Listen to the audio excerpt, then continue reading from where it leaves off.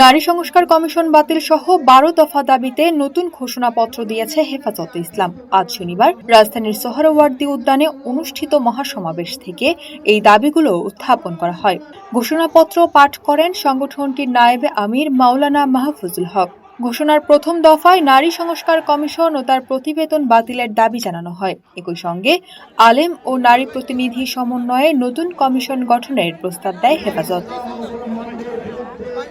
অন্যান্য দাবির মধ্যে উল্লেখযোগ্য হল সংবিধানে আল্লাহর প্রতি পূর্ণ বিশ্বাস পুনর্স্থাপন, বহুত্ববাদ প্রত্যাহার, শাপলা ও জুলাই গণহত্যার বিচারে ট্রাইব্যুনাল গঠন ও বিচার প্রক্রিয়া দ্রুত করা, আওয়ামী লীগের বিচার ও তৎপরতা নিষিদ্ধ করা, চট্টগ্রামে নিহত সাইফুল হত্যার বিচার, রাজনৈতিক মামলার প্রত্যাহার এবং গুম খুনের ঘটনার বিচার, গাজা ইস্যুতে সরকারের সুস্পষ্ট অবস্থান গ্রহণ, ইসলামী শিক্ষাকে বাধ্যতামূলক করা, মানবিক করিডোরের সিদ্ধান্ত বাতিল, পার্বত্য চট্টগ্রামে বিদেশি কার্যক্রম বন্ধ এবং কাদিয়ানীদের অমুসলিম ঘোষণার দাবি।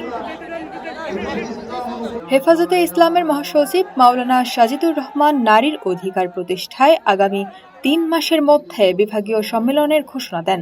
তিনি জানান, ২৩শে মে ৪ দফা দাবিতে দেশব্যাপী বিক্ষোভ কর্মসূচি পালিত হবে। সমাবেশে নেতারা হুঁশিয়ারি উচ্চারণ করে বলেন, শেখ হাসিনার মতো ভুল করবেন না। ৯০% মুসলমানদের দেশে কোরআন সুন্নাহ বিরোধী কোনো নীতি গ্রহণ করা হলে এর ফল ভালো হবে না। ভোরের নামাজের পর থেকেই ঢাকাসহ দেশের বিভিন্ন জেলা থেকে হাজারো নেতাকর্মী সোহরাওয়ার্দী উদ্যানে জড়ো হন। কর্মসূচিতে অংশ নিতে দেশবাসীর প্রতি আহ্বান জানান হেফাজতের নেতারা।